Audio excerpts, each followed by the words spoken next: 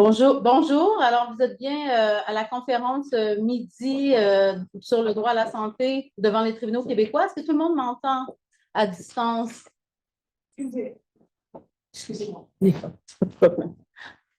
Alors, je présume que si personne se fait entendre, c'est que tout le monde nous entend. Oui, merci beaucoup, Myriam. Merci, Julie. Alors, bonjour et bienvenue à cette conférence midi organisée par la Communauté de recherche action sur les droits économiques, sociaux et culturels, dont je suis responsable. Je m'appelle Christine Vézina et je suis professeure ici à l'Université Laval. Alors, dans le cadre de notre programmation scientifique, cette année, nous avons mis le curseur en direction des stratégies de mobilisation du droit au bénéfice, bien sûr, de l'effectivité des droits économiques, sociaux et culturels. Alors, plus précisément, aujourd'hui, nous réfléchissons à cette possibilité de mobiliser les droits devant les tribunaux judiciaires, donc mobiliser les droits, bien sûr, de la catégorie des droits économiques, sociaux et culturels devant les tribunaux judiciaires. La séance d'aujourd'hui nous invite à réfléchir plus précisément sur la possibilité de saisir les tribunaux de questions relatives au droit à la santé. C'est un sujet qui est bien sûr hautement d'actualité. Plus profondément, cette conférence nous convie à une réflexion fondamentale sur la légitimité des tribunaux judiciaires québécois à se saisir du droit à la santé. Cette question, elle est au cœur des analyses relatives à la justiciabilité des droits économiques, sociaux et culturels. C'est un obstacle de taille auquel les juristes sont confrontés. Marie Carpentier, notre conférencière, saisit cette question de front pour la cerner en profondeur et proposer une approche qui permet aux tribunaux judiciaires d'exercer un rôle légitime en matière de droits économiques, sociaux et culturels, et plus précisément ici en matière de droit à la santé.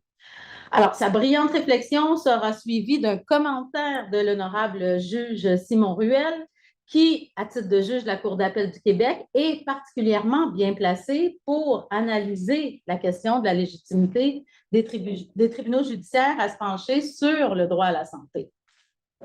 Alors, sans vouloir prendre trop du précieux temps de nos invités, je vais quand même prendre quelques minutes pour présenter nos invités d'aujourd'hui.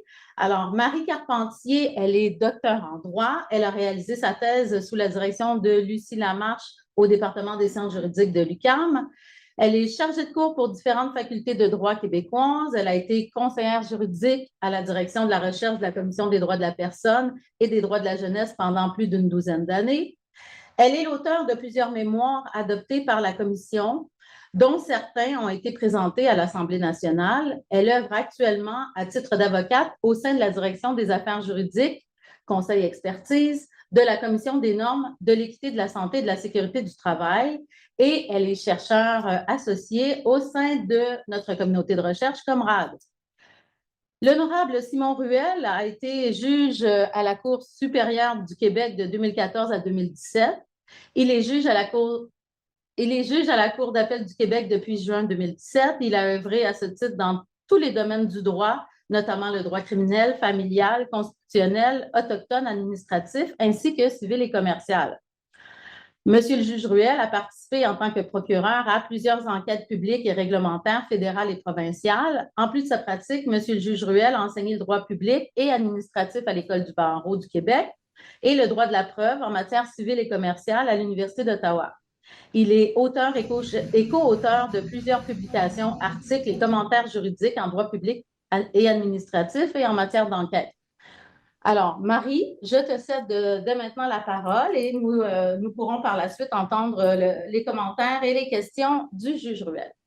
Bien, merci beaucoup, Christine, pour cette belle présentation. Entendue par toi, c'est presque impressionnant, je m'impressionne. Mais merci à Christine et à l'équipe de Comrade de m'accueillir aujourd'hui, d'avoir organisé cet événement qui me donne l'occasion de présenter mes travaux. Merci particulier à l'honorable juge Ruel d'avoir accepté de commenter. C'est une étape importante, je pense, pour pouvoir tester les hypothèses d'avoir votre retour. C'est très, très apprécié. Donc, ma thèse de doctorat porte sur la légitimité démocratique de la justiciabilité du droit à la santé au Québec. Donc, ce que je cherchais à démontrer, c'est que malgré la place importante qu'occupent les questions de santé dans nos préoccupations individuelles et collectives, Et malgré que le droit à la santé soit garanti par des conventions internationales auxquelles le Canada et le Québec ont adhéré, les tribunaux sont réticents à intervenir quand il est question de droit à la santé. Pour procéder à ma démonstration, j'ai utilisé la constitution du panier de biens et de services de santé, que je définis comme l'ensemble des biens et des services couverts par les régimes d'assurance donc l'ensemble des biens et des services couverts par les régimes d'assurance publique. Puis je l'ai utilisé comme chosification du droit à la santé, c'est-à-dire comme une représentation concrète de ce droit-là. Donc, ça me permettait d'en tracer les contours du droit puis de faire une évaluation exhaustive de la situation là, en choisissant ce panier-là. À titre d'exemple de ce que constitue de ce qu'est l'exercice de constitution du panier de biens et de services de santé, je vais vous présenter deux exemples pour bien comprendre là, à quoi je m'attarde.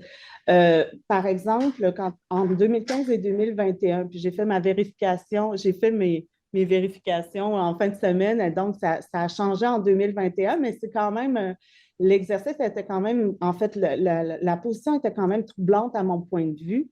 La préservation de la fertilité masculine était couverte pour les personnes qui devaient subir des traitements oncologiques, ces traitements-là risquant de les rendre infertiles.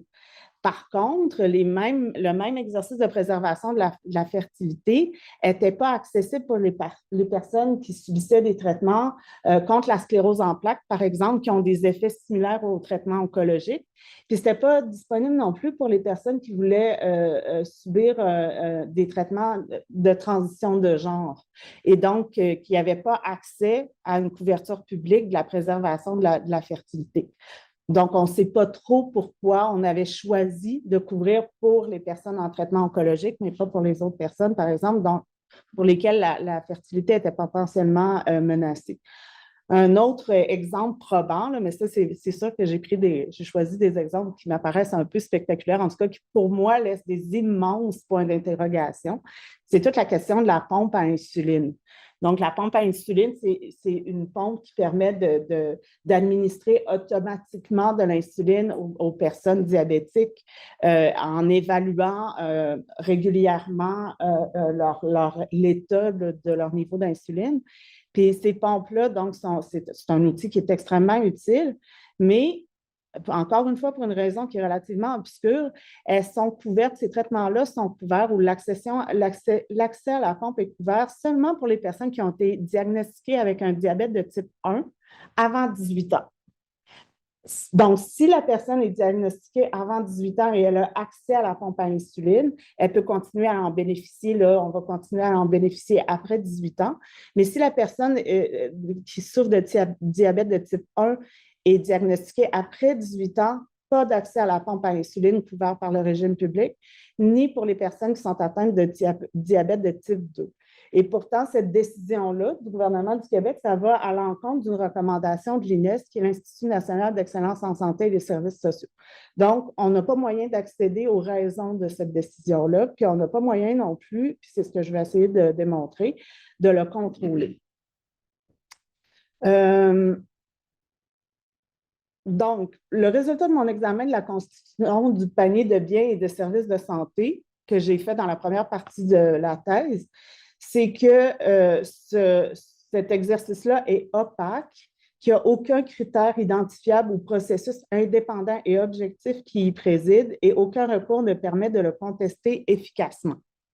Par conséquent, on peut craindre l'arbitraire, on ne dispose pas de moyens d'évaluer la qualité des décisions. Là, je me suis amusée à illustrer, je ne sais pas si c'est très visible pour vous, là, mais c'est le processus pour savoir, là, pour moi, ce n'est pas très visible, je vais regarder ici, mais c'est le processus pour savoir si un soin est couvert. Là, ça, c'était le processus pré-projet de loi 15, là, qui est la loi pour rendre efficace le système de santé.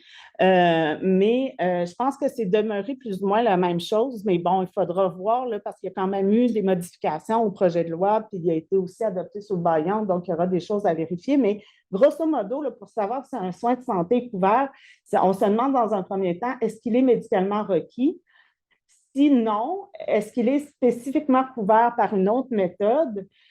Oui, dans certains cas, il y a certains, par exemple, les traitements de procréation assistée, justement, qui peuvent pas être considérés comme médicalement requis en tant que tels, ben, ils peuvent être couverts. Par contre, si on sait qu'il est médicalement requis, ben, on se demande est-ce qu'il est prodigué par un médecin. S'il est prodigué par un médecin, est-ce que le soin fait partie d'une entente avec les fédérations médicales? Si oui, à ce moment-là, il est couvert. S'il ne fait pas partie d'une entente avec les fédérations médicales, alors à ce moment-là, il n'est pas couvert.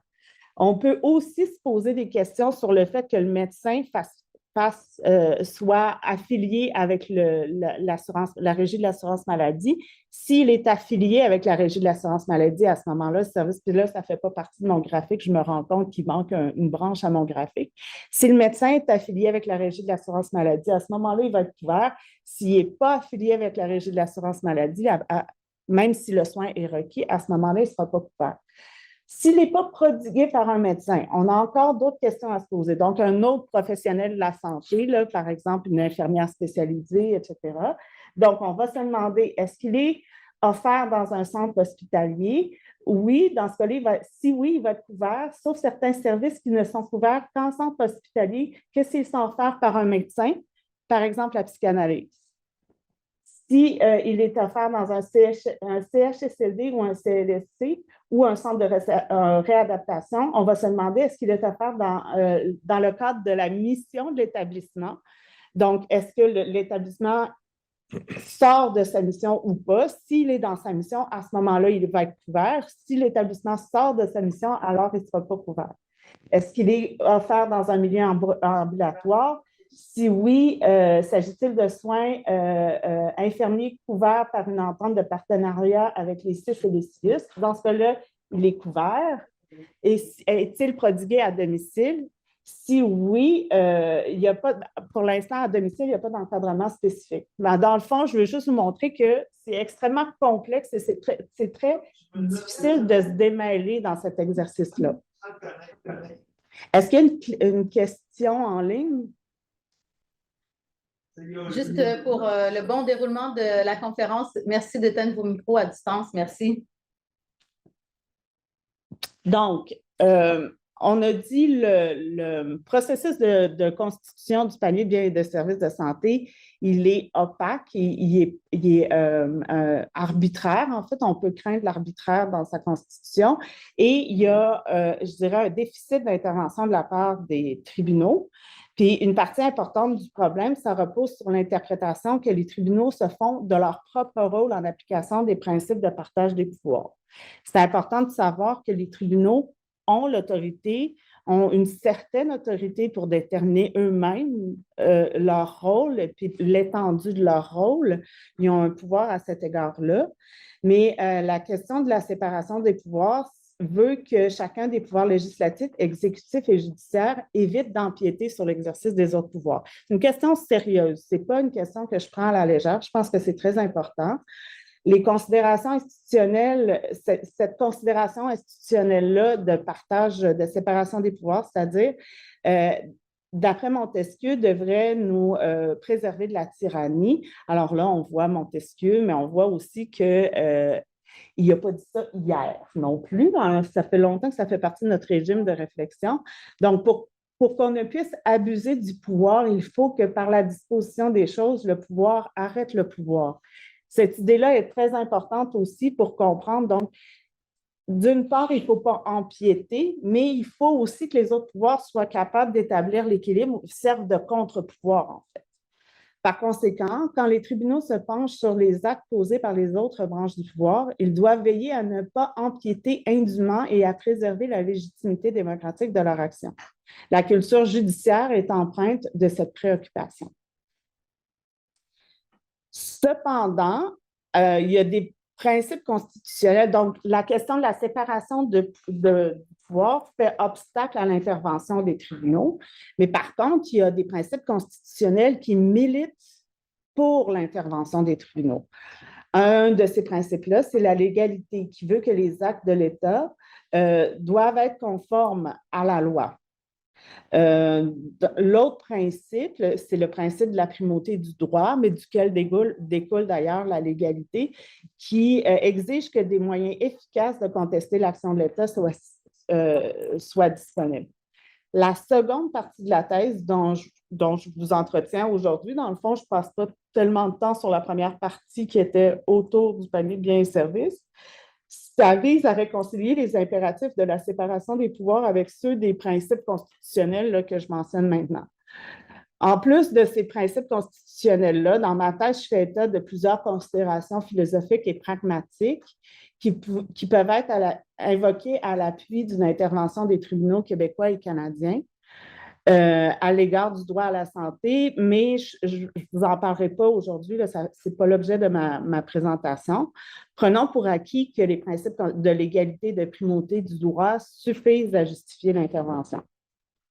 Cependant, pour que l'intervention demeure légitime au regard du principe de séparation des pouvoirs, nous sommes d'avis que deux types, puis là je viens de changer ma diapo malgré moi, nous sommes d'avis que deux types de précautions sont à prendre. Les premières concernent la définition du droit en cause, en l'espèce le droit à la santé, et les secondes, les remèdes qui peuvent être apportés. Donc, le droit à la santé, ce n'est pas un droit qui existe explicitement en droit interne québécois et canadien. Donc, il n'est pas inscrit quand on fait une recherche avec les guillemets droit à la santé, ce n'est pas inscrit nulle part. On ne le trouve pas beaucoup dans la jurisprudence non plus, à part pour dire qu'il ne couvre pas les soins de santé. Par contre, il fait partie de plusieurs des traités auxquels le Canada a adhéré et auxquels le Québec a acquiescé. Donc, le Québec n'adhère pas directement, mais le Conseil des ministres, le Conseil exécutif se déclare lié par certains des traités ratifiés par le Canada. Bon, dans les traités les plus importants, j'ai mis la Déclaration universelle des droits de l'homme. Ce n'est pas un traité en soi, mais ça a une portée symbolique très, très importante. Puis ça fait partie de la Charte de l'ONU, la Déclaration universelle des droits de l'homme. À ce titre-là, elle a une importance particulière, là, même si ce n'est pas du tout un traité. Par contre, de façon plus importante, il y a la Constitution de l'Organisation mondiale de la santé qui date de 1946, qui définit le droit à la santé. Il y a aussi le Pacte international relatif aux droits économiques, sociaux et culturels.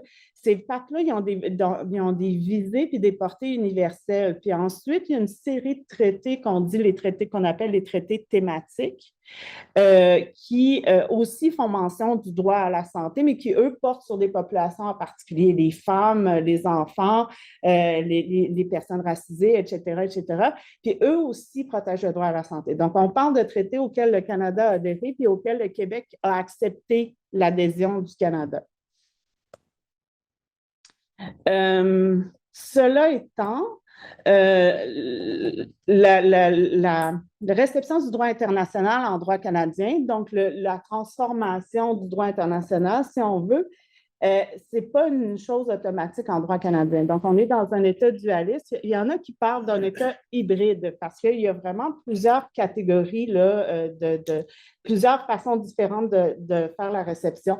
En fait, le traité incorporé en droit, ce n'est pas moniste, mais la coutume est reçue de façon moniste, en fait, en droit interne.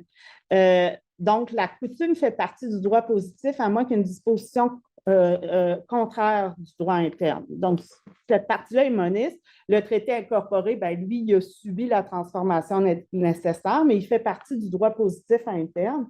Puis moi, je pense entre autres à l'exemple le plus flagrant là, que je connais de traité incorporé en droit interne, c'est les conventions de Genève sur le droit des réfugiés qui font partie de la LIPR, de la loi sur l'immigration et la protection des réfugiés. Ça, je pense que ça pourrait être intéressant de le rappeler là, prochainement, là, dans les débats actuels, qu'on est lié, que ça fait partie du droit positif. Sinon, j'ai souligné en rouge, vous remarquez mes talents de graphiste sur cette diapo. C'est pas vraiment vrai. Le traité mis en œuvre en droit interne, en fait, le droit interne devrait faire l'objet d'une interprétation conforme. Et ça, c'est basé sur la jurisprudence de la Cour suprême, là, entre autres, là, sur la question du droit international.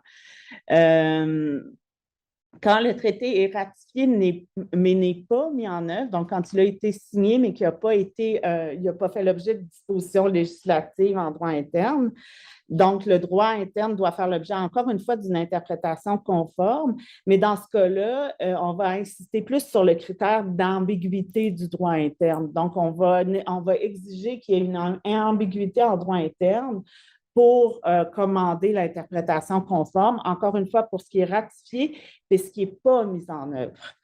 Quand il s'agit de droits prospectifs ou de soft law, les déclarations, etc., le droit interne peut faire l'objet d'une interprétation contextuelle. Puis quand c'est des sources auxquelles le Canada n'a pas adhéré, le droit interne peut faire l'objet, encore une fois, d'une interprétation contextuelle, mais ce n'est pas obligatoire. Ça peut être un outil utile pour comprendre ce que le droit interne a voulu dire.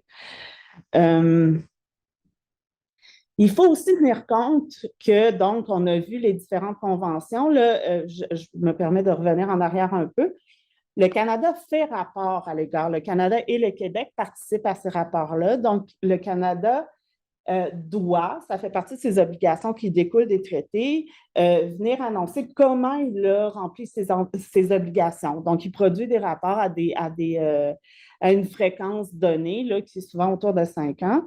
Et dans ces rapports-là, ben, il déclare avoir mis en œuvre le droit à la santé.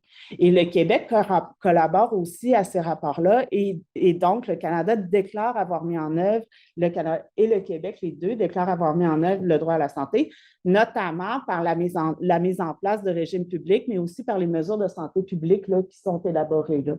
Donc, je pense qu'il faut tenir compte de ça quand on se penche sur la capacité de nos tribunaux de trancher les questions qui ont trait au droit à la santé. Et donc, le droit international peut nous renseigner sur la définition des dispositions de droit interne qui ont trait à la mise en œuvre du droit à la santé. Cela étant, ça ne nous donne pas encore de définition du droit à la santé. En 1946, l'OMS propose une définition, un état complet de bien-être physique, mental et social, et ne consiste pas seulement en une absence de maladie ou d'infirmité. Puis la possession du meilleur état de santé qu'il est capable d'atteindre constitue l'un des droits fondamentaux de tout être humain. Donc, pas d'ambiguïté à ce niveau-là. Puis c'est encore une fois, c'est une convention à laquelle le Canada a ratifié. Les États membres de l'ONU, par la voie, pour leur part, par la voie du PIDES, qui est le Pacte international relatif aux droits économiques, sociaux et culturels de 1976, ont repris donc la définition de l'OMS dans le premier paragraphe. Donc, le droit qu'a toute personne de jouir du meilleur état de santé physique et mental qu'elle soit capable d'atteindre. On reprend un peu l'idée promue par l'OMS. Par contre, on élabore une série de critères qui sont un petit peu plus spécifiques. Les mesures que les États partis au présent pacte prendront en vue d'assurer le plein exercice de ce droit devront comprendre les mesures nécessaires pour assurer. Puis là, il y a une forme de liste d'épicerie qui est comme élaborée par rapport à certains critères. Là, je vous laisse en prendre connaissance. Ce pacte-là prévoit également que les États doivent agir au maximum de leurs ressources disponibles en vue d'assurer progressivement le plein exercice des droits qui y sont énoncés. Il prévoit également que les droits qui y sont garantis, y compris le droit à la santé, donc doivent faire l'objet d'efforts progressifs et doivent pouvoir être exercés sans discrimination. L'interdiction de discrimination et plus généralement l'obligation de prendre des mesures ne sont pour leur part pas d'application progressive, mais plutôt d'application immédiate, d'après le pacte. Dans une observation générale, le Comité sur les droits économiques et sociaux se penche sur l'interprétation que devrait recevoir le droit à la santé garanti par le PIDESC. Il reconnaît que le droit à la santé ne saurait pas se comprendre comme le droit d'être c'est pas le droit d'être en bonne santé, en fait. Il en identifie cependant les éléments constitutifs, ainsi les installations, biens et services dont la nature exacte dépendra du niveau de développement de l'État partie, doivent être disponibles en quantité suffisante, accessibles et de qualité. L'accessibilité implique l'interdiction de discrimination, l'accessibilité physique, l'accessibilité économique et l'accessibilité de l'information. Il y a certains éléments qui sont considérés fondamentaux par le comité, mais il y a comme l'eau salubre et potable et les médicaments essentiels, par exemple, mais on n'associe pas une conséquence avec cette qualification-là. Donc, le pacte, puis suivant l'interprétation du comité, en tout cas à une certaine époque, on énonce une série de mesures qu'on pourrait considérer comme minimales. Par contre, il y a certains auteurs dont je suis qu'on devrait plutôt que de retenir une série d'obligations spécifiques qu'on qualifierait de noyau dur, par exemple, on devrait plutôt retenir une conception processuelle des droits économiques et sociaux, dont le droit à la santé. Puis cette approche, ça a été retenu en fait des années plus tard quand on a élaboré, donc juste pour mémoire, donc le PIDESC 1976, ça a pris vraiment beaucoup de temps avant qu'on mette en œuvre ou en fait avant qu'on élabore un protocole facultatif, contrairement au pacte sur les droits civils et politiques qui a bénéficié d'un protocole facultatif dès son adoption. Dans le cas du PIDESC, dans le cas des droits économiques et sociaux, ça a pris plusieurs années. Donc, 2008, ça a été l'adoption, mais c'est entré en vigueur seulement en 2013. Et c'était justement la difficulté de mettre en œuvre les droits économiques et sociaux, étant donné leur nature dite particulière. Là, on n'est pas nécessairement toujours d'accord avec cette qualification-là, mais force est de constater qu'il y a eu deux pactes et donc qu'il y a eu une distinction qui a été faite. Par contre, en 2008, on n'a pas retenu l'approche qui était basée sur un noyau dur, mais on a retenu plutôt une approche basée sur le caractère approprié des mesures prises par l'État. Parti conformément, donc, plutôt que de déterminer est-ce que l'État a rempli sa liste d'épicerie, on va se demander est-ce que les mesures qui ont été prises par l'État sont rationnelles. Puis le comité propose là, une série de questions dans certains de ses travaux. Par exemple, on va se demander dans quelle mesure les dispositions prises étaient délibérées, concrètes et axées sur la réalisation des droits économiques, sociaux et culturels. Est-ce que l'État a exercé son pouvoir discrétionnaire de manière non discriminatoire et non arbitraire? Est-ce que la décision de l'État partie d'allouer ou de ne pas allouer des ressources disponibles est conforme aux normes internationales relatives aux droits de l'homme? Lorsque plusieurs possibilités existent, si l'État partie a choisi celle qui est la moins restrictive pour les droits dans le pacte, dans quel délai les mesures ont été prises, puis si les mesures ont été prises en tenant compte de la situation précaire des personnes ou des groupes défavorisés ou marginalisés. Donc, c'est la façon dont le comité a prévu qu'on devait mettre en œuvre le protocole facultatif, donc se pencher sur la raisonnabilité des mesures prises plutôt que donc sur un droit processuel, plutôt que… En fait, ça penche plutôt vers un droit processuel que vers un droit substantif. Le comité a aussi mentionné vouloir accorder une grande importance à l'existence d'un processus transparent et participatif de prise de décision au niveau national. On s'éloigne donc de la liste d'épicerie dont l'État aurait à cocher les items. La solution proposée dans le cadre du protocole facultatif semble porteuse pour le droit interne canadien, à mon point de vue. Ainsi, le fait pour les tribunaux canadiens de prendre en compte le droit à la santé lorsqu'ils examinent les décisions de détermination du contenu de panier de services de santé, je prends une pause parce que je parle vite, exige, à notre avis, un regard plus attentif et plus insistant sur la raisonnabilité des mesures prises dans ce domaine et sur le processus y ayant mené. Par exemple, dans le cadre de l'imputabilité pour la raisonnabilité, enrichi d'une analyse fondée sur les droits de la personne, pourrait avantageusement trouver application dans ce contexte, puis ça, je vais y revenir.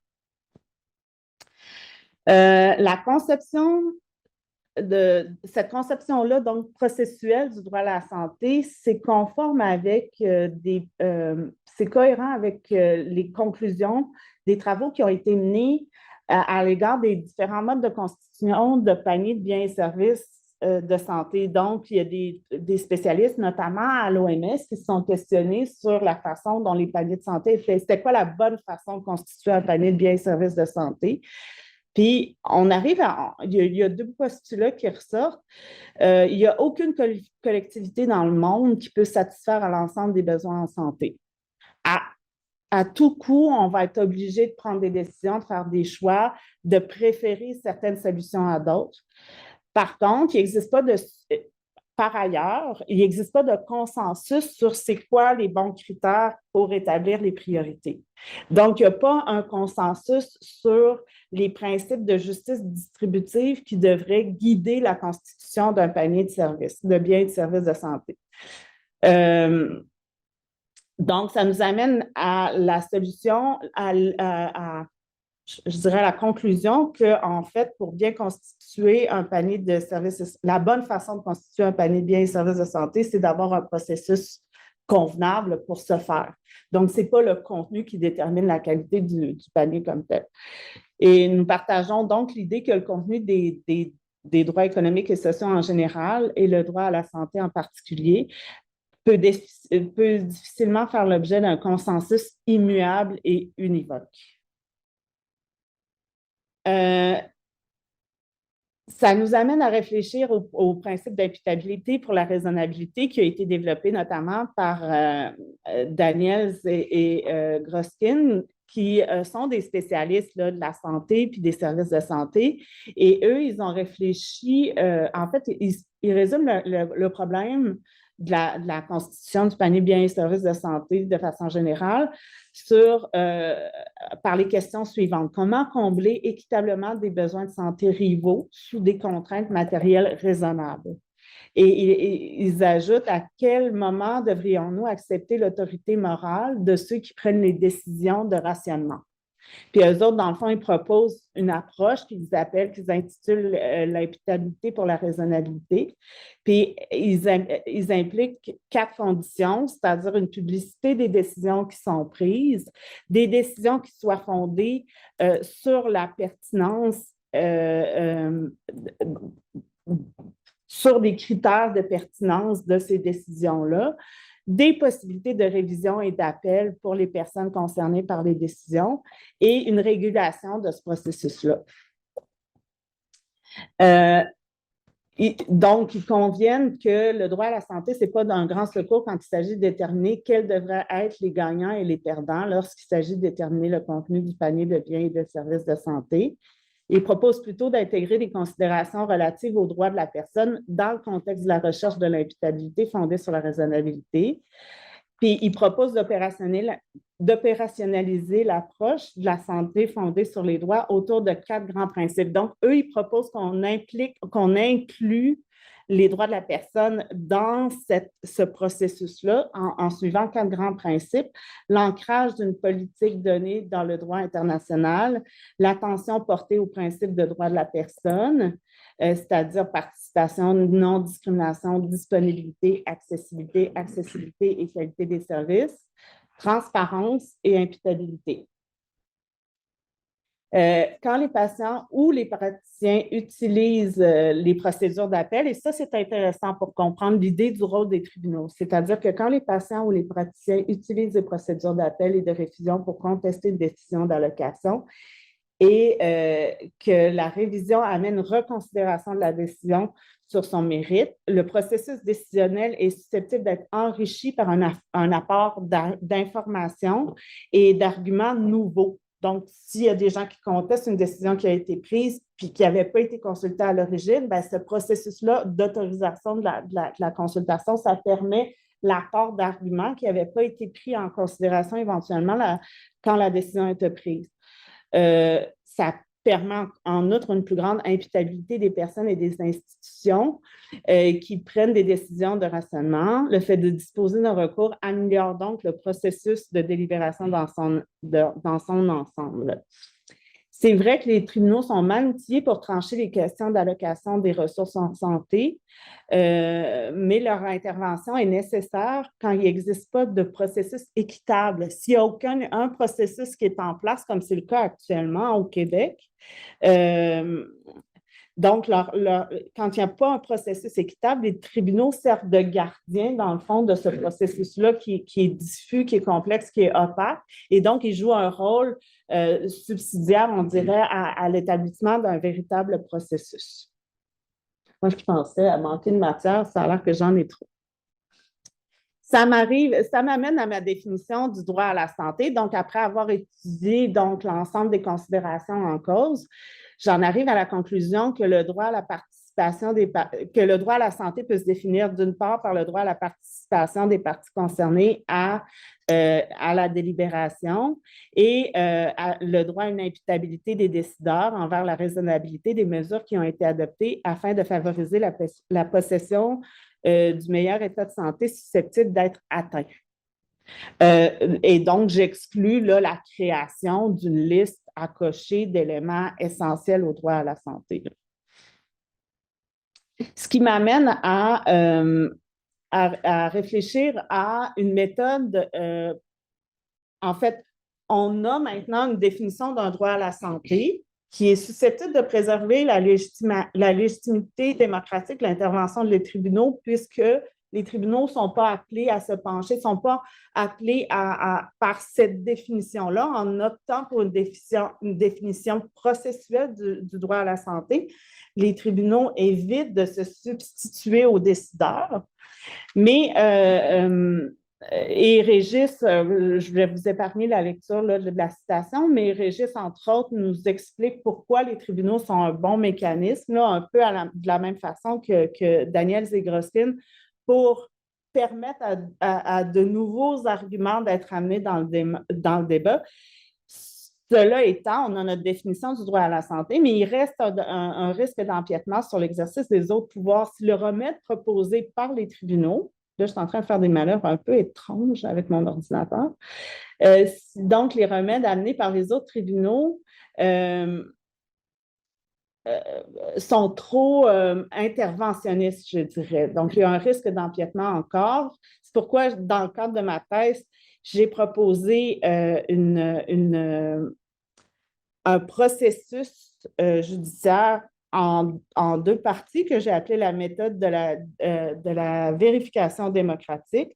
Les deux parties sont un examen judiciaire qui porte sur le processus ayant mené à la décision plutôt que sur la décision en elle-même et une sanction ouverte par laquelle le pouvoir judiciaire ne substitue pas son jugement à celui des autres branches du droit. Des autres branches du pouvoir, pardon. Le premier élément de la méthode de la vérification démocratique s'explique ainsi. La légitimité démocratique, et ça, je trouve ça très intéressant. La légitimité démocratique, là, il va me rester 5 minutes à peu près? En effet, 4 minutes. Parfait. La légitimité démocratique de l'action, la légitimité démocratique de l'intervention judiciaire dans la détermination du contenu du panier de biens et de services de santé est inversement proportionnelle à la légitimité démocratique de l'action gouvernementale. Ça, je trouve que ce concept-là est vraiment intéressant et il est vraiment porteur. En d'autres termes, les tribunaux disposent de la légitimité nécessaire pour se pencher sur l'action gouvernementale. Ils doivent agir avec déférence quand l'action gouvernementale en cause est le résultat d'un exercice légitime des autres pouvoirs. Donc, si le gouvernement a fait ses devoirs, la déférence est justifiée.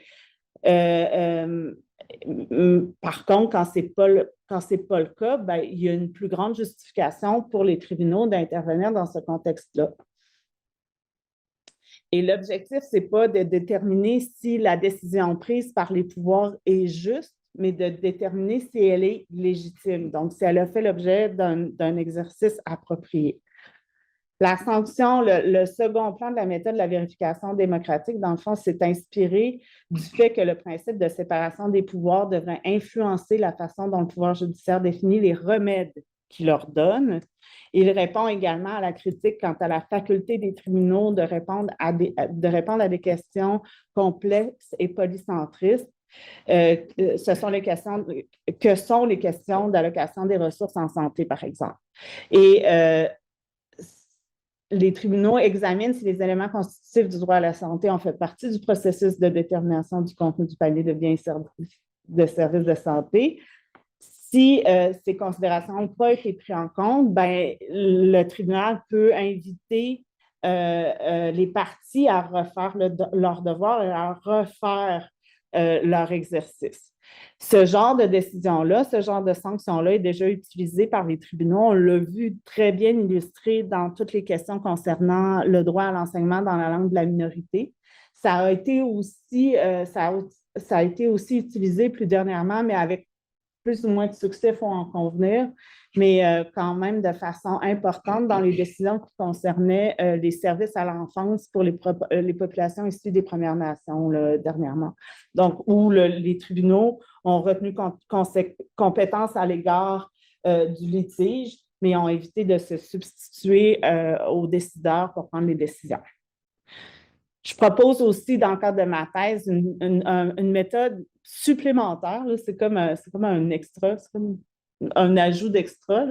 C'est que l'analyse d'impact réglementaire qui serait fondée sur les droits de la personne nous permettrait d'accéder aux justifications du législateur. Parce que là, un des enjeux, c'est qu'on n'a pas accès aux motifs de décision du législateur.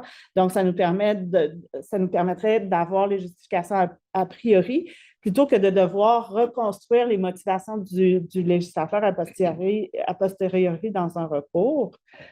En guise de conclusion, là, juste pour résumer l'idée, puis il me reste 1 minute pour le faire. C'est ça. Donc, le droit à la santé, c'est pas c'est-à-dire l'inaction des tribunaux en ce qui concerne le droit à la santé contrevient aux principes constitutionnels, puis de l'égalité et de primauté du droit. Le droit international commande une interprétation conforme du droit interne au droit à la santé, entre autres. Le droit à la santé ne doit pas être considéré comme une liste d'épicerie, mais plutôt comme un droit de participation des personnes concernées par les décisions qui concernent la santé et par une imputabilité pour la raisonnabilité des décisions des décideurs concernés. Ma proposition de vérification de la méthode de la vérification démocratique, elle repose sur l'idée d'un examen du processus plutôt que la décision en elle-même et sur une sanction ouverte. Je vous remercie de votre attention. Merci, Marie. Très intéressant. Plein de questions, je présume, dans la tête de notre auditoire. Mais d'abord, c'est M. le juge Ruel qu'on a envie d'entendre avec peut-être certains commentaires ou questions. Alors, la parole est à vous. Merci beaucoup et félicitations, Marie, pour votre présentation et votre thèse que j'ai lue et qui est tout simplement remarquable. C'est une analyse très exhaustive, très complète et très créative dans un domaine pour lequel on reste un peu sur notre faim. FIM, je veux dire. Le Shaoli date de l'arrêt Shaoli 2005, je pense. Okay. Et dans d'autres domaines, où les tribunaux se sont penchés sur les droits sociaux, disons, il y a eu des avancées très, très importantes en matière autochtone, l'aide médicale à mourir, le droit des personnes LGBT. Et en ce qui concerne le droit de la santé, on a cet arrêt-là qui énonce des principes qui me semblent assez importants, là, en disant que les listes d'attente au Québec créent des risques inacceptables pour le droit à la vie et la sécurité des personnes. Et on a l'impression que depuis 2005, il n'y a pas eu de suite à ça. Donc, il y a eu l'arrêt Cambie qui s'est rendu jusqu'en cour d'appel de la Colombie-Britannique où on contestait à peu près la même chose. C'est l'interdiction d'assurance duplicative et la cour d'appel est allée un petit peu plus loin, je pense. Parce qu'on a traité de l'article 7 de la Charte, mais on a quand même déterminé que soit s'il n'y avait pas de violation des principes de justice fondamentale ou de toute manière, ça serait justifié. Mais il y a un problème ici qui est conceptuel, c'est de définir le droit à la santé. Vous proposez un droit plus processuel. Comme je le mentionne, là, les tribunaux, il y a des obstacles assez importants là, dans Shaoli, dans Cambie, les juges en fait, la Cour ou les juges majoritaires indiquent « It is common ground that there is no freestanding constitutional right to health care ». C'est la même chose dans Shaoli et dans Cambie, les juges disent qu'on n'est pas une commission d'enquête, on n'est pas une commission royale, ce n'est pas à nous de définir la meilleure manière de livrer les frais de santé, les soins de santé. Donc, il y a un obstacle ici. Les tribunaux sont assez campés sur ces questions-là. Et vous proposez, vous attardez au panier de services. Vous nous avez illustré que le processus est quand même assez compliqué et pas très transparent, contrairement à ce qui se penche pour les médicaments. Et vous proposez que les tribunaux interviennent non pas nécessairement pas sur le fond, mais plutôt sur le processus, par un processus de vérification démocratique. Néanmoins, il me semble que l'exercice que vous proposez n'est pas complètement désincarné du fond.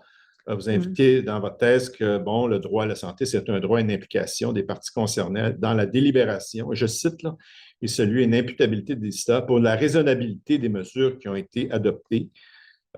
Et ce, afin de favoriser la possession du meilleur état de santé susceptible d'être atteint. Donc, le processus n'est pas complètement dissocié du fond.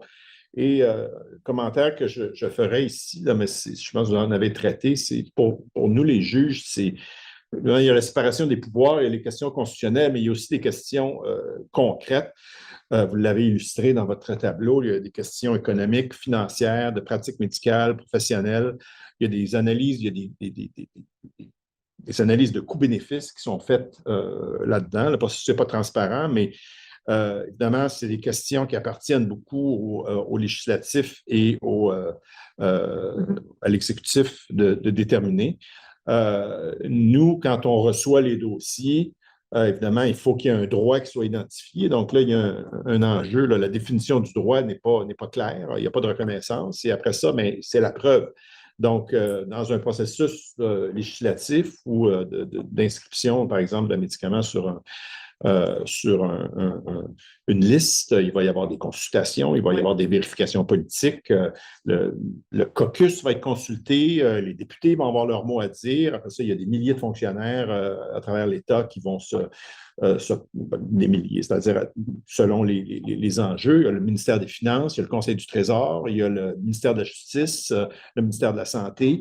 Quand les questions sont horizontales, il y a beaucoup de consultations. Évidemment, quand ça arrive au cabinet, tout le monde est là, peut avoir. Donc, il me semble que c'est difficile pour les tribunaux, je trouve, d'intervenir sur ces questions-là. Le mémoire au cabinet, comme vous savez, quand une loi est contestée, n'est pas déposé parce que ce que le gouvernement a fait, c'est qu'il dépose des études ou des statistiques et tout ça qui appuient la mesure législative. Mais tout le processus de consultation exécutif et législatif qui a eu lieu, incluant devant les chambres, on n'a pas un portrait complet de ça. Et l'autre, je lance toutes mes réflexions en vrac.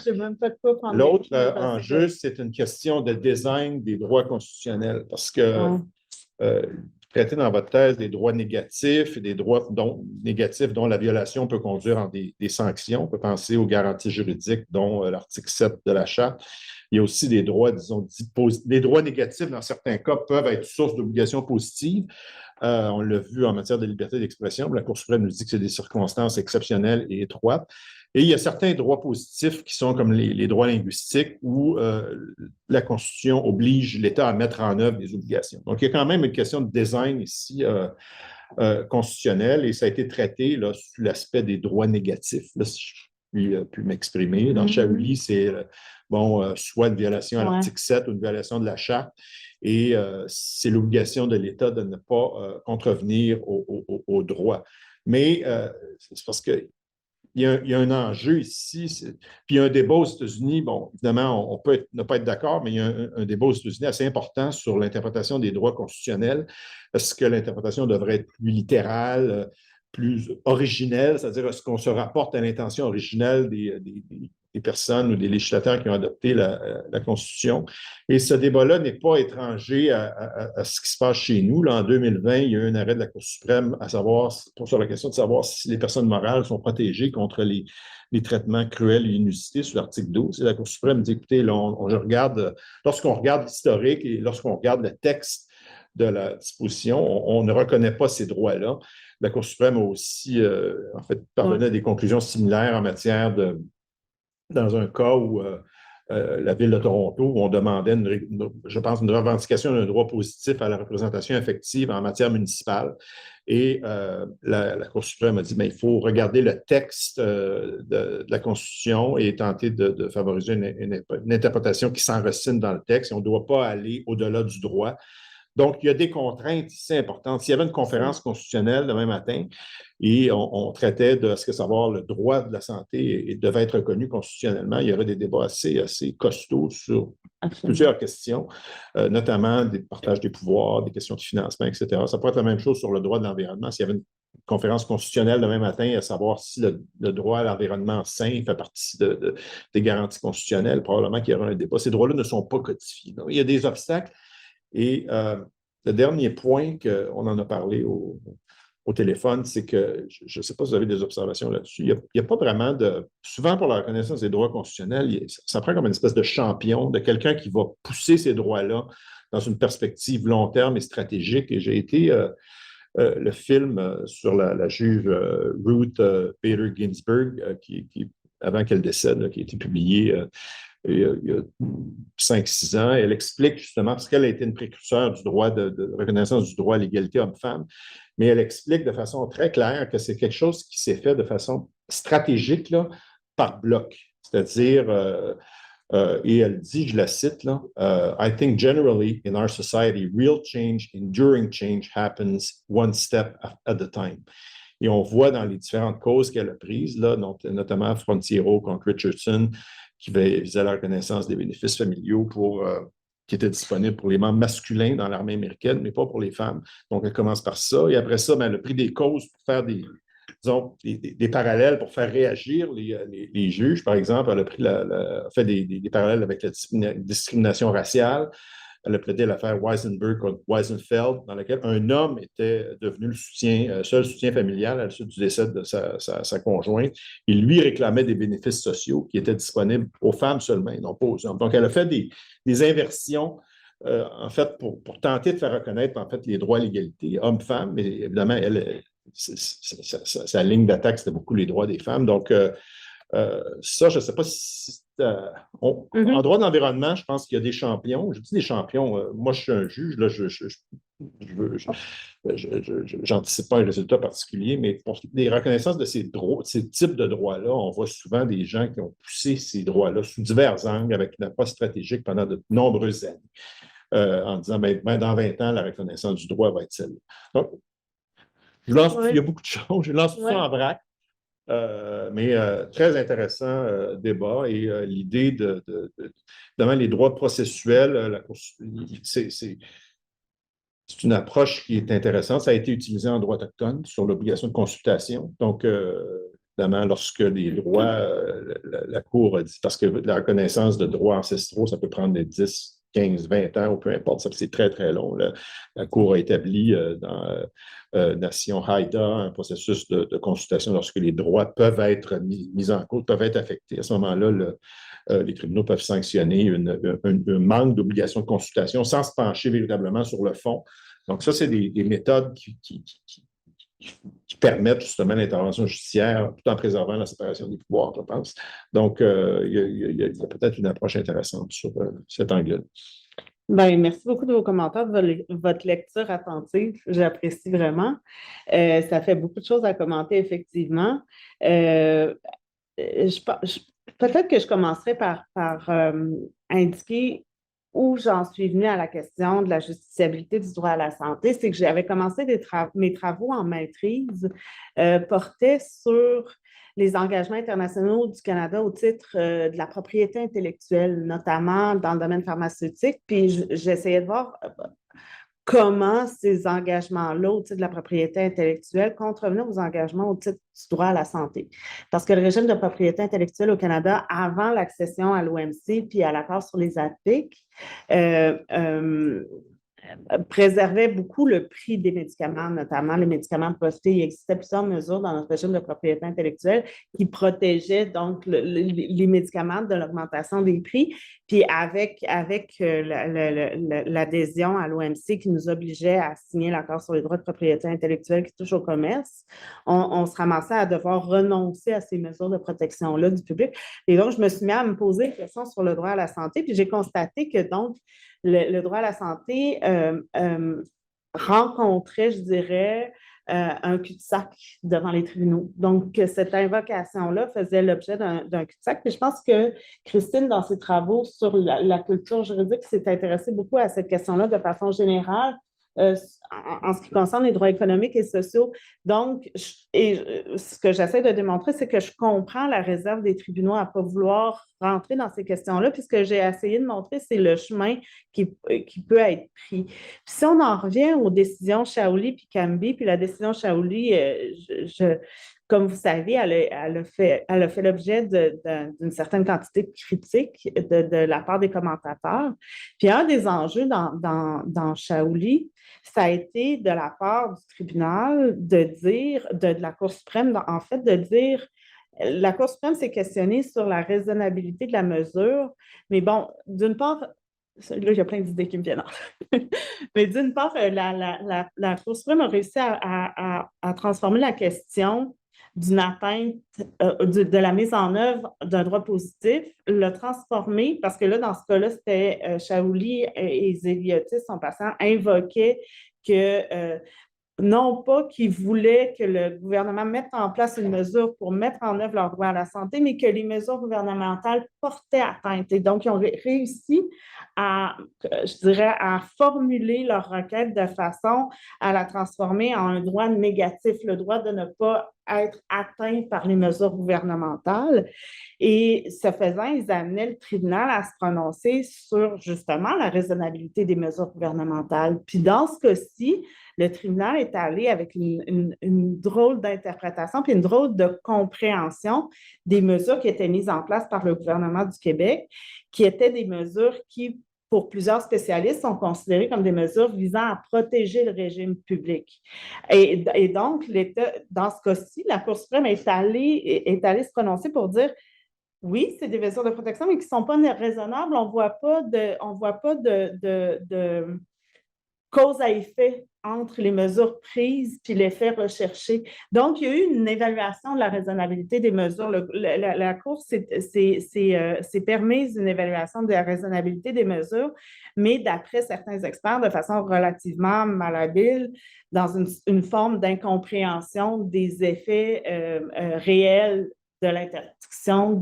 Puis, il y avait aussi beaucoup de comparaisons avec d'autres régimes de santé ailleurs dans le monde, mais des comparaisons qui sont assez difficiles à faire, comme par exemple, si on essaie de se comparer avec le régime français, bien, il faut tenir compte notamment du salaire des médecins français, qui est une fraction du salaire des médecins québécois, qui change l'ensemble de la dynamique. Donc, dans la décision Shaoli, il y avait une volonté de se prononcer sur la raisonnabilité, mais qui était très, je dirais, intrusive, qui est allée loin, justement. Ils se sont mêlés, justement, de calculs, puis de données, puis ils s'en sont mêlés de cette fois-là, selon certains, de façon un peu malheureuse. Par contre, dans la décision Camby, ben là, justement, le tribunal a dit ben, la mesure gouvernementale qui interdit l'assurance duplicative ne nous apparaît pas déraisonnable dans ce cas-ci.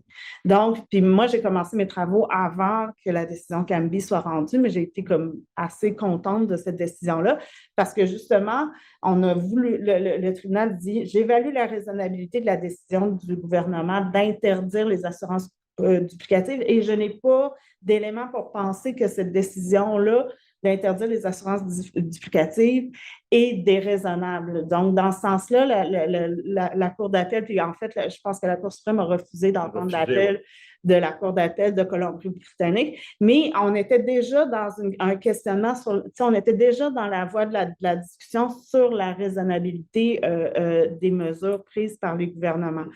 En tout cas, pour moi, Camby, c'est plutôt réjouissant. Puis Shaoli, ben, je pense qu'il y a eu des maladresses dans l'exercice. En ce qui concerne les droits négatifs et positifs, toute la question des droits négatifs et positifs, ben, j'entrais en partie dans ma thèse, mais il y en a beaucoup pour penser que c'est une séparation, que c'est une distinction qui est arbitraire, en fait, puis que tous les droits comportent un aspect positif puis un aspect négatif, puis que la plupart des questions peuvent être les questions qui sont posées aux tribunaux peuvent être posées soit pour faire ressortir l'aspect positif ou pour faire ressortir l'aspect négatif du droit. Puis un exemple, vous avez raison, les droits dans la langue de l'instruction de la minorité sont posés comme des droits positifs et sont traités comme tels par les tribunaux. Mais par contre, par exemple, la liberté d'association qui a comme conséquence la mise en place d'un système de représentation syndicale suffisant, etc., bien, ça implique la mise en place d'une structure législative, donc ça implique des implications positives de la part de l'État. La même chose avec le droit de vote, par exemple, qui impose de mettre en place un système électoral qui fonctionne, etc. Donc, beaucoup des droits qui sont dits négatifs comportent en fait des aspects positifs, puis beaucoup des droits qui sont dits positifs. Et donc, je pense que c'est possible. C'est vrai qu'il y a des implications budgétaires qui sont plus difficiles à contourner, mais c'est quand même possible de se positionner de façon, on peut dépasser en fait la dichotomie droit positif, droit négatif pour essayer de voir comment un tribunal peut intervenir dans comment je présente, dans cet exercice-là. En ce qui concerne les droits constitutionnels, c'est sûr que je suis une thèse de doctorat, je me suis amusée, là. Je me suis permis de réfléchir aussi. Puis entre autres, je me suis demandé, je me suis posé la question, puis c'était une théorie d'un Américain justement sur ce qu'il appelait la reconnaissance de facto des droits qui existent par l'action gouvernementale. Donc, la reconnaissance de l'existence de droits positifs juste en surveillant l'action gouvernementale. Puis c'est sûr que le droit à la santé se prête à ça. Il y a tellement une partie importante de notre budget provincial qui est consacrée à la mise en œuvre du droit à la santé, la présence de systèmes de santé publics, mais de systèmes de santé là, accessibles aux personnes, mais aussi la santé publique qui a eu une place super importante pendant la COVID, qui a engendré. Donc, c'est facile de déceler la présence et l'existence d'un droit à la santé. Mais je pense que ma vraie ambition est un peu plus modeste, c'est-à-dire puis c'est vraiment la préoccupation, puis ça, je la partage avec Christine, en tout cas, quand je consulte les écrits, c'est ce que je vois aussi. C'est pas tant, et puis moi, j'ai pas de réponse à la question de qu'est-ce qu'un bon système de santé, mais j'espère d'une part outiller les plaideurs, les outiller pour arriver avec des arguments qui puissent être tranchés par les tribunaux, donc pour permettre aux tribunaux et convaincre les tribunaux qui peuvent conclure à la justiciabilité de ces questions-là. Et ce n'est pas tant d'inventer un droit à la santé qui n'est pas en droit canadien. Je ne suis pas certaine que ce soit nécessaire, puis ça pourrait engendrer aussi des effets pervers aussi, mais juste de se permettre de se questionner sur les mesures qui ont trait à la santé en les évaluant à l'aune du droit à la santé tel qu'il existe en droit international. Puis pour moi, c'est du droit positif. Ça fait partie du droit international. Puis il y a des règles de réception de ce droit international-là en droit interne. Donc, juste te permettre de se questionner là-dessus. Ça, c'est peut-être mal compris par les tribunaux sur la question de la réception des droits, du droit international, de proposer une grille d'analyse qui est très claire. La Cour suprême a fait une analyse récemment, je ne me souviens pas dans quelle cause, sur ces questions-là, mais c'est droit coutumier, convention. En Vavila, moi, c'est ça. Donc, mais il y a quand même une piste d'éducation à faire, là, parce que ce n'est pas des domaines avec lesquels on transige souvent. Les conventions, je trouve, sont un petit peu... On a tendance à regarder beaucoup le droit interne. Ça, c'est un domaine dans lequel il y a quand même beaucoup de droit international. C'est ça, puis pas... Il y a de l'éducation à faire, je pense. Je pense, mais il y a de l'éducation à faire pour les magistrats, puis il y a de l'éducation à faire aussi pour les plaideurs. C'est ça. Puis là, vous avez parlé de champions. Ça prend des plaideurs, puis c'est un peu l'objectif de la thèse, puis l'objectif de certains exercices qu'on fait ensemble. Mais sur ça, on en a parlé au téléphone, c'est que c'est un représenté, c'est parce qu'il y a une question financière là-dedans. C'est... Absolument. Et amener des recours, Dr. Day, là, dans l'affaire, on en a parlé, qui est propriétaire d'une clinique privée à Vancouver. Lui, je pense qu'il y avait des impératifs économiques, il y avait aussi des questions philosophiques là, pour lui, mais il y avait quand même les moyens, je pense, de monter une contestation. Les patients n'ont pas ces moyens-là. Donc, c'est quoi les voies, peut-être les actions collectives, on en a parlé, ou parce qu'il y a ça prend de l'argent pour aller devant les tribunaux. Puis monter ces recours-là, monter un dossier en Cour suprême, c'est 10 ans, dans un domaine pour lequel ça prend de nombreux experts, beaucoup de frais. Quelle est la voie, là, selon vous, pour obtenir une meilleure justiciabilité de ces questions-là? Je pense que l'exercice est entamé là, par certains de mes collègues plaideurs, notamment la voie des recours collectifs. Là, on l'a vu dernièrement, il y a un recours collectif qui a été accepté en ce qui concerne les CHSLD. C'est des voies, je pense que la question financière se règle par cette voie-là, mais j'ai aussi mon collègue, un autre collègue qui avait réussi. Puis c'est des recours qui semblent pratiquement futiles, mais qui tranchent des questions, je pense, super importantes. Il avait contesté le fait que dans les CHSLD, justement, mais donc il y a quelques années, les frais de buanderie n'étaient pas couverts. Alors, ça a amené un recours collectif, puis c'était quelques centaines de dollars par personne, mais bon, à l'ensemble des personnes concernées, ça faisait un montant assez substantiel. Puis ça amenait à réfléchir à la question du milieu de vie, puis de ce que devrait comprendre un milieu de vie, le CHSLD. Donc, c'est des recours qui peuvent.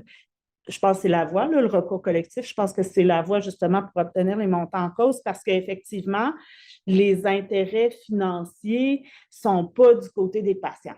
Ce n'est pas les patients qui ont les meilleurs intérêts financiers. Il y a aussi la façon de. Lorsqu'on dépose un recours pour contester la constitutionnalité d'une loi, à moins que ce soit la loi dans son ensemble, c'est très rare que les plaideurs vont faire ça. C'est une disposition particulière qui va être examinée. Dans une action collective, si on prétend qu'il y a une faute, là, et tout ça, on va invoquer les chartes, on va évoquer un faisceau de notifications. Ça fait peut-être une analyse qui est plus riche là, sur les droits qui sont visés. Je ne sais pas si vous avez des réflexions. Moi, j'ai trouvé une remarque de la professeure Flood qui n'a pas élaboré là-dessus, puis j'ai tenté d'élaborer là-dessus, mais il y a aussi le droit administratif. C'est pour ça que, tu sais, la méthodologie de la vérification, pour moi, je la vois aussi en droit administratif qui nous permet de nous pencher, peut-être avec des tests qui sont moins élevés sur la raisonnabilité des décisions. Puis dans la raisonnabilité des décisions, dans un contrôle qui serait plus, un contrôle judiciaire qui serait plus de l'ordre du droit administratif, on peut introduire les notions de droit de la personne, de droit interne, nos chartes, mais aussi du droit international qui devrait nous permettre d'interpréter nos dispositions. Et ça, je pense que la voie du droit administratif, elle peut être intéressante, puis entre autres, c'est celle-là qui a été suivie en Angleterre aussi, et c'est, comment je pourrais dire, la créativité des plaideurs qui a permis de réintroduire aussi des notions de droit international pour examiner la raisonnabilité des décisions des décideurs dans le contexte de la détermination du panier de biens et services de santé. Peut-être aussi, demain, il y a l'affaire Doré, puis l'arrêt concerne les droits linguistiques au territoire du Nord-Ouest, où on parle des valeurs de la charte. Non, pas, c'est-à-dire que la raisonnabilité doit comprendre l'analyse non seulement des dispositions constitutionnelles, mais des valeurs qui sont véhiculées par les dispositions constitutionnelles. Exact. Donc, il y a une analyse qui est plus souple, qui est faite des droits dans le contexte du droit administratif dans ce contexte.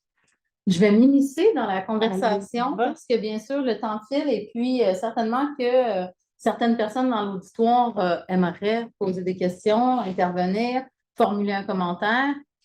Est-ce que Camille, tu as accès peut-être aux commentaires qui sont faits? Je commence avec le chat.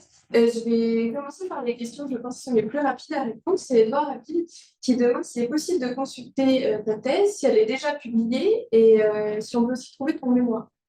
Le mémoire de maîtrise il est disponible. Je peux le faire parvenir. La thèse, je suis en discussion pour la faire publier en ce moment. Donc, pour l'instant, je ne la diffuse pas, là, mais je ferai savoir aussitôt qu'elle sera accessible. Okay. Je vais prendre les questions dans l'ordre maintenant. Il y a deux premières questions de David Lessard-Gauvin. Il demande, savez-vous s'il y a déjà eu une pétition provenant du Québec Canada à la Commission interaméricaine des droits de l'homme par manquement à l'application de l'article 11 de la Déclaration américaine des droits et des devoirs de l'homme. L'article 11 étant toute personne a droit à ce que sa santé soit préservée par des mesures sanitaires et sociales en ce qui concerne l'alimentation, l'habillement, le logement et les soins médicaux qui seront établis proportionnellement aux ressources publiques et à celles de la communauté. Et puis, sa deuxième question, c'était êtes-vous préoccupé par l'impact du néolibéralisme présent au sein des trois branches de l'État, particulièrement au sein des tribunaux, lorsqu'il n'y a pas de noyau dur aux droits fondamentaux, pour le droit à la santé notamment, les droits m'apparaissent plus facilement imprégnables de ces philosophies politiques délétères, ce qui amène des conséquences concrètes sur les citoyens, notamment sur leur santé. Merci pour ces questions-là. Pour la première question, la réponse est non. Je ne sais pas. Je ne suis pas au courant de ça. C'est une question très intéressante, mais franchement, je n'ai pas examiné beaucoup cet aspect-là.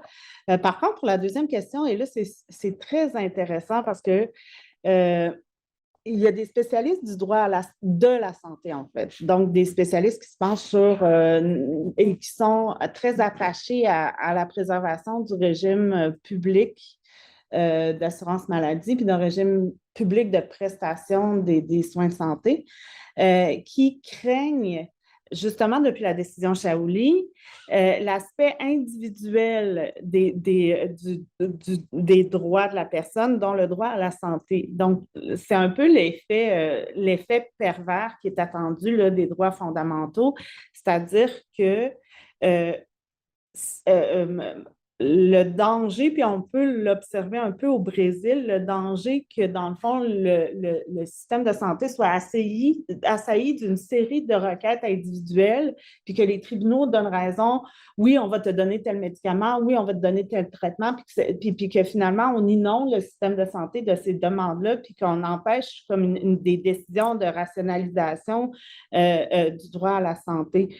Et donc, la question du noyau dur, pour y revenir, ça fait partie des préoccupations, entre autres, parce que s'il existait un noyau dur en termes de droit international, ça ferait longtemps que le Canada l'aurait satisfait. Ça ferait longtemps qu'on aurait dépassé ce standard minimum-là, et donc il n'y aurait plus rien à réaliser en termes de droit à la santé. C'est d'où l'intérêt de ne pas considérer qu'il y a un noyau dur et de juste y aller avec une conception de réalisation progressive des droits et d'abandonner. Mais c'est sûr que je pense que c'était débattu plus ou moins dans Shaouli, débattu plus ou moins dans Kambi, dans le sens où je trouve que les débats ne m'ont pas satisfaite, moi, mais la question, justement, puis je pense que la question de c'est quoi la place du privé dans notre système de santé, c'est une vraie question avec un point d'interrogation qu'elle devrait être. Puis je pense que cette question-là, le débat on devrait s'entendre justement sur le processus de débat puis sur les critères qui guident sur les objectifs qu'on cherche à atteindre avec notre système de santé, qu'est-ce qu'on veut. C'est sûr qu'en introduisant le privé, à mon point de vue, c'est inévitable qu'on favorise les gens qui ont des moyens par rapport à ceux qui n'ont pas les moyens d'accéder au privé. Là, pour moi, c'est une évidence. Mais je pense que c'est ça, la question justement de la délibération devrait justement poser à plat les valeurs sous-jacentes à chacune des positions, puis les principes de justice qui sont sous-jacents à chacune des positions. Donc, oui, en fait, je n'oserais pas me prononcer, mais il y a un danger de présence du néolibéralisme, mais d'où l'intérêt d'avoir un débat ouvert pour bien poser à plat les valeurs qui guident les arguments de chacun, là. J'ai encore une question de David Lessard-Bevin. Je vais la lire, un petit peu long, je vais essayer de faire ça. J'aimerais que vous abordiez l'enjeu de la protection des renseignements personnels sensibles, plus particulièrement les renseignements médicaux liés à un handicap dans les litiges liés au droit à la santé ou autres litiges impliquant des renseignements sensibles de même nature. Ma demande fait écho à l'arrêt S contre Larentheim de 2020, rendu notamment par le juge Brel, et à l'arrêt Sherman, succession contre Donovan en 2021. Malgré ces arrêts, la jurisprudence foisonne de décisions où on lit explicitement des renseignements médicaux stigmatisants à des justiciables expressément nommés. La publicité des débats judiciaires conjuguée à la non-prise en compte de la réalité notoire de la stigmatisation des personnes handicapées ou en situation de handicap mine-t-elle l'évolution du droit à la santé au Québec?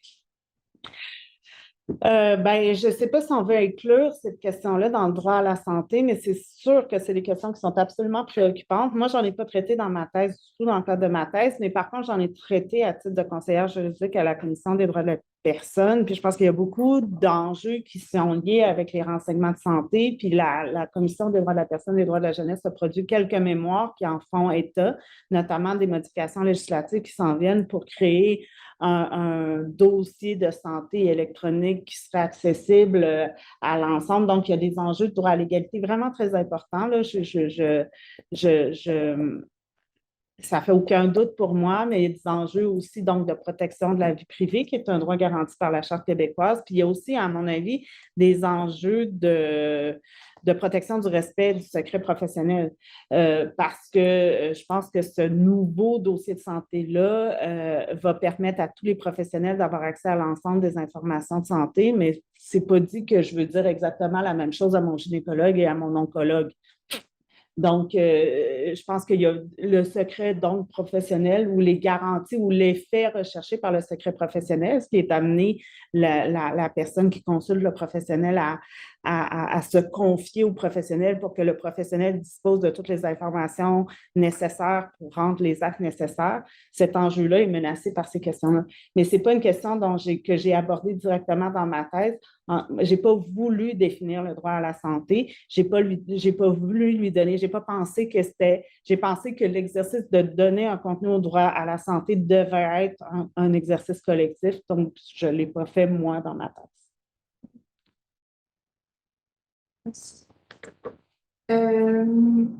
Alors, on aura une question de Lucie Lamarche.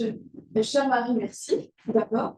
Tes conclusions sont-elles les mêmes lorsque la détermination du contenu du panier de soins de santé dépend de la codécision des acteurs privés, les corporations de médecins notamment, et publics, ce qui sera vraisemblablement et de plus en plus le cas avec la venue de l'âge de santé et l'entrée en vigueur de la loi 15.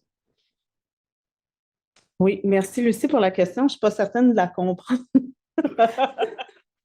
Non, oui, ben non, c'est un enjeu important. En fait, ce qu'on constate quand on fait, et Lucie, en fait, quand on étudie le mode de création du panier de biens et services de santé, on se rend compte qu'une grande partie de ce panier-là est créée notamment par les ententes qui sont conclues entre les fédérations médicales et le gouvernement. Donc, c'est eux qui négocient des ententes. S'il y a un code, ben, c'est couvert. S'il n'y a pas de code, c'est pas couvert. Et donc, c'est un enjeu vraiment important parce que, justement, on permet pas, les règles de droit administratif ne permettent pas le contrôle judiciaire des ententes, de ces ententes-là qui sont convenues avec le gouvernement, en tout cas d'après la doctrine.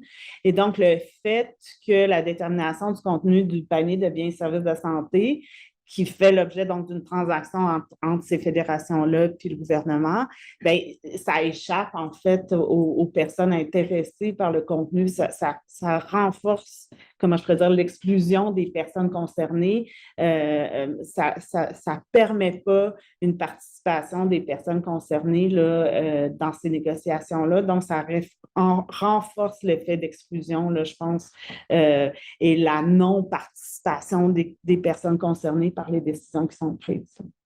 Merci, Lucie, pour la question. Merci. Je vois qu'on a une dernière question de David Lessard-Bevin qui nous dit « En droit interne ou en droit international, pourrait-on blâmer l'approche du laisser-faire, entre guillemets, ou de la question non justiciable des tribunaux? Cette approche des tribunaux donne-t-elle le droit à un recours effectif pour le droit fondamental à la santé ?» Je ne sais pas si je le formulerais comme ça, là, la formulation de l'importance, n'est-ce pas, Christine, la façon dont on formule les questions, mais je pense que c'est pas désirable que les tribunaux se privent d'intervenir sous prétexte ou sous la condition ou en considérant que la question n'est pas justiciable. Je pense qu'il y a des possibilités d'intervention. Je ne sais pas si c'est un vrai mot, mais précautionneuse qui existe, on peut prendre des précautions dans l'intervention. Puis encore une fois, moi, je pense que cette idée-là que j'ai vue originer ailleurs, mais que je trouve intéressante, c'est que plus l'action gouvernementale est légitime, plus les tribunaux se doivent d'être déférent. Et je pense que quand l'action gouvernementale est illégitime, ou en tout cas quand la légitimité de l'action gouvernementale n'est pas apparente, ben, les tribunaux sont justifiés d'aller poser des questions, d'intervenir sans se substituer à cette question-là, là. À ce rôle-là, là. Et donc, oui, je pense que c'est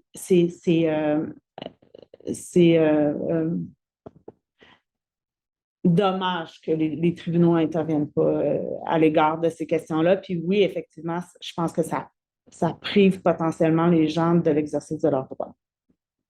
Merci. Nous avons un petit avis de Lucie Lavache. Oui, au sujet des champions en litige stratégique, à quand un fonds québécois de contestation judiciaire? Le fédéral est fort efficace et forme de génération de plaidoyer. On est très d'accord, Lucie. D'ailleurs, on aura dans quelques semaines la directrice du programme de contestation judiciaire fédérale qui viendra livrer une conférence dans le cadre des activités de notre communauté de recherche. Et justement, on se préoccupe beaucoup de cette question-là. L'accès au litige stratégique est souvent dépendant de l'accès à ce programme, mais on sait qu'il y a des contraintes, notamment le programme de contestation judiciaire vise à permettre de contester des lois fédérales. Et donc, ça pose différents enjeux là, pour les questions relatives aux droits économiques et sociaux au Québec. Si je peux me permettre, j'aimerais bien, moi aussi, pouvoir intervenir et formuler un petit commentaire ou une question. Plusieurs questions, bien sûr, émergent suite à votre conférence. Merci beaucoup, Marie. Merci beaucoup, M. Ruel, pour vos commentaires éclairants. Sur la question du fond, du contenu, du droit, si on y va avec une approche de droit constitutionnel, l'approche intégrative permet d'ancrer le contenu du droit à la santé, ou en tout cas certaines composantes du droit à la santé dans le droit à la sécurité, voire même dans le droit à la vie. On a des collègues qui présentement sont devant les tribunaux judiciaires avec l'affaire Neil Toussaint, qui ont justement utilisé certains ancrages qui existent déjà dans la Constitution, donc le droit à la vie en l'occurrence ici, pour contester, c'était des règles relatives au programme d'accès aux médicaments là, pour les personnes réfugiées. Ce que je veux dire ici, c'est qu'il existe donc cette approche intégrative qui est documentée dans la littérature. Je ne sais pas jusqu'à quel point les tribunaux ont la connaissance de cette approche, puis jusqu'où ils sont à l'aise à la mobiliser. En tout cas, ça permet d'évacuer la question qu'on évoquait tout à l'heure de la prise de position de la Cour à l'effet qu'il n'existerait pas de droit autonome à la santé en droit interne. Dans le contexte de l'affaire Toussaint, en tout cas, l'approche intégrative a donc donné lieu à une contestation devant les tribunaux fédéraux. Et puis, par la suite, je ne sais pas si vous en avez entendu parler, c'est monté jusqu'au Comité des droits de l'homme aux Nations unies. Et donc, on a eu une décision qui a été rendue par le Comité des droits de l'homme sur la base du pacte sur les droits civils et politiques. Et maintenant, la question qui se pose devant les tribunaux judiciaires, c'est celle de savoir si en fait, le Canada a pris position pour refuser de mettre en œuvre la décision qui a été prise par le Comité des droits de l'homme. Donc là, maintenant, nos collègues seront devant les tribunaux judiciaires pour essayer de voir comment est-ce qu'on peut faire pénétrer cette décision du Comité des droits de l'homme en droit interne. Donc là, on est au carrefour de la théorie de la réception du droit international, de l'approche intégrative, voire même de l'intégration de la coutume, parce que je sais qu'il y a même des arguments qui ont été développés sur cette base-là.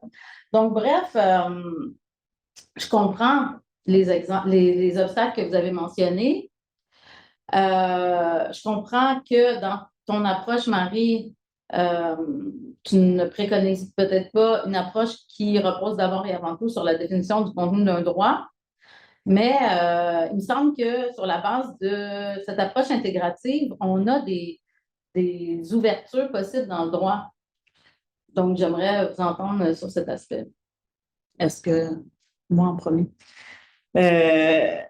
Oui, il faudrait nuancer. Ma résistance à définir le contenu du droit, il concerne essentiellement les droits économiques et sociaux, c'est-à-dire les droits dits positifs. Dans ce cas-là, puis là, ce serait intéressant, puis en fait, c'est parce qu'on peut utiliser, je dirais, l'arme qui est l'arme habituelle, c'est que on ne peut pas obliger l'État à prendre des mesures positives, mais quand il a déjà adopté des mesures positives, on peut l'obliger à les utiliser pour ne pas nuire aux droits. Puis dans ce cas-ci, dans le cas de Toussaint, là, de façon manifeste, le gouvernement avait refusé. Toussaint est en situation irrégulière, c'était une immigrante irrégulière. Puis elle avait tenté de régulariser sa situation, mais s'était fait avoir par un conseiller en immigration malhonnête, et donc sa situation était demeurée irrégulière. Puis elle s'est ramassée à un moment donné à avoir besoin de soins. Puis elle avait demandé une permission spéciale pour être couverte par le programme fédéral de santé intérimaire. Et donc, le gouvernement, à l'époque, c'était en Ontario, le gouvernement avait refusé de la couvrir. Puis là, la décision de première instance, la toute première décision, il y avait un élément intéressant dans la décision où le juge disait, de première instance en Ontario, disait, mais peut-être qu'on n'aurait pas dû s'adresser au programme fédéral de santé intérimaire, mais on aurait dû s'adresser au système de santé de la province. Puis là, cette voie-là n'a pas été explorée, mais moi, je trouvais que c'était éventuellement porteur comme réflexion. Mais ceci dit, oui, moi, je pense que quand je parle de ne pas donner de contenu au droit, ou en fait, c'est de pas, je pense que le contenu y apparaît par l'exercice de délibération. Donc, il finit par y en avoir un contenu, mais il doit faire l'objet d'une délibération. L'idée, c'est qu'il n'existe pas de façon morale absolue, transcendante, un contenu du droit à la santé, un contenu du panier de santé, mais il doit y avoir, on doit faire des choix. Puis, étant donné le pluralisme, puis la variété des valeurs qu'on reconnaît, puis la validité de la variété des valeurs qu'on reconnaît dans notre société, on ne peut pas arriver à un consensus sur le contenu de ces droits-là, mais on peut arriver dans une discussion. Mais je trouve que l'affaire Toussaint varie de ça parce que là, on se penche sur le droit à l'intégrité, qui est un droit théoriquement négatif. Et donc, là, on peut se pencher sur le contenu du droit à l'intégrité et est-ce qu'il devrait couvrir. Puis là, dans le cas de Toussaint, ce qui est intéressant, c'est que ce que le comité a dit, c'est que oui, le droit à la vie, le droit à l'intégrité, ça devrait couvrir les soins de santé à tout le moins, c'est assez évident. Puis là, on a un régime de santé qui existe. Donc, s'il n'est pas question de créer un régime de santé, il est juste question de donner accès à Mme Toussaint, accès à un système de santé. Puis là, malheureusement, Mme Toussaint est décédée maintenant, donc le débat la concerne plus directement, mais concerne des dizaines d'autres personnes qui sont dans cette situation-là. Et donc, la question était, tu sais, ça ne compromet pas, mais tu as raison, tu fais bien de m'amener à spécifier l'idée de il n'y a pas de contenu spécifique. Ce que je veux dire, c'est que ce contenu spécifique-là se fait à l'issue d'un exercice, là, mais qui doit rencontrer, qui doit satisfaire certaines conditions. Et sur l'article 7, ce n'est pas exclu d'ailleurs qu'on reconnaisse qu'il impose des obligations positives à la charge de l'État. Absolument. Absolument. Peut-être que Non, ben j'ai trouvé intéressant votre question de stratégie dans la reconnaissance de ces droits-là. Je trouvais intéressant. Je ne me prononcerai pas là-dessus, mais il y a l'idée que lorsqu'on c'est évident que le droit à la vie, je me souviens, la sécurité, à l'intégrité, je pense ça doit avoir un contenu substantif, mais la crainte que vous avez exprimée, c'est de définir un noyau qui fera en sorte que ça exclurait d'autres possibilités. Donc, j'ai plus pour une approche processuelle. Mais là, il y a une question stratégique dans la façon de plaider ces droits-là que les plaideurs devront prendre. Vraiment, si on définit les droits comme de façon très limitative, ben, peut-être que c'est pas ce que c'est pas souhaitable ou c'est pas ce que certains voudraient, mais il y a une question stratégique aussi sur la façon d'aborder ces droits-là que vous soulevez, que je trouve intéressant. Il y a un aspect aussi intéressant qui nous fait sortir des droits économiques et sociaux, mais pour réfléchir à les obstacles auxquels on est confronté en matière de droit à la santé ou de droits économiques et sociaux de manière plus large. Je pense qu'il faut aussi s'intéresser à comment est-ce que les tribunaux sont ou non prêts à s'ouvrir face aux obligations positives qui s'imposent à l'État. J'ai été invitée récemment là, pour corriger un examen de thèse. Donc, il y a un étudiant ou une étudiante de l'UQAM qui va faire sa thèse sur cette analyse comparée des obligations positives qui sont imposées à l'État en vertu de sur la base de différentes libertés déjà protégées, parce que ça peut aider à faire la démonstration d'une certaine, finalement, appréhension à géométrie variable des obligations positives versus les obligations négatives en fonction du droit qui est concerné. Autrement dit, est-ce qu'il n'y a pas une fermeture, entre guillemets, systématique quand vient le temps de parler de droits sociaux et par ailleurs que ce n'est pas affirmé de façon aussi franche quand on s'intéresse à d'autres formes de droits et libertés. Mais le commentaire aussi, c'est que moi, ça fait une dizaine d'années, ça va faire 10 ans que je suis juge, je n'ai pas vu un seul dossier qui a été plaidé devant moi, sauf erreur, là, où on plaidait, disons, des questions liées aux droits de la santé. C'est-à-dire, on a eu des dossiers sur des ordonnances de soins ou des questions très spécifiques. Ce sont pas des choses qui sont plaidées couramment. On voit beaucoup de choses qui se passent en droit de l'environnement actuellement, mais en droit de la santé. C'est-à-dire, pour que les tribunaux répondent, il faut que les questions soient posées. Donc, il y a certains litiges spécifiques, mais c'est pas à ma connaissance, ce n'est pas un contentieux qui est très... donc, il y a cet enjeu-là aussi.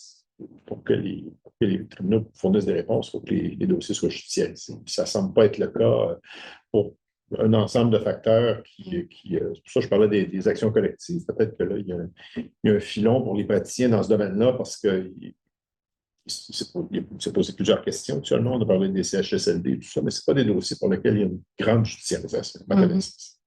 Alors, c'est peut-être un mot de la fin intéressant quand même pour nous qui formons des étudiants, des étudiantes sur le besoin de développer des stratégies de judiciarisation. Je vois que le temps file. Camille me signale qu'on a une dernière question. Je pose. Est-ce que le panier de services ouvert par la RAMQ est vraiment déterminé au Québec par entente avec les fédérations? Est-ce que cette entente ne prévoit pas plutôt la rémunération des médecins? C'est que si la raison pour laquelle je dis ça, la constitution du panier de biens et services est vraiment diffuse. Il y a une règle générale, c'est ce qui est médicalement requis. Il y a des inclusions, des exclusions spécifiques par voie législative, voie réglementaire. Mais la raison pour laquelle je dis ça, c'est que s'il n'y a pas de code associé à un traitement, il n'est pas donné. Il n'est pas rémunéré. Donc, par conséquent, c'est pas ça qui est inscrit en en-tête des ententes avec les fédérations médicales, mais c'est une conséquence directe du fait que si un soin n'est pas inclus dans une entente, bien, il ne sera pas rémunéré. Fait que c'est de façon indirecte, oui, une grande partie du panier de biens et services est déterminée par ces ententes. Merci. D'autres questions, commentaires, Camille? Non. Alors, merci beaucoup. J'en profite pour donc remercier notre auditoire, bien sûr, et pour vous informer du fait que cette conférence a été enregistrée et qu'elle sera disponible ultérieurement sur le site Internet de Comrade, la communauté de recherche action sur les droits économiques sociaux et les droits économiques et sociaux. Alors, merci beaucoup, M. Ruel. Merci beaucoup, Marie Carpentier. C'était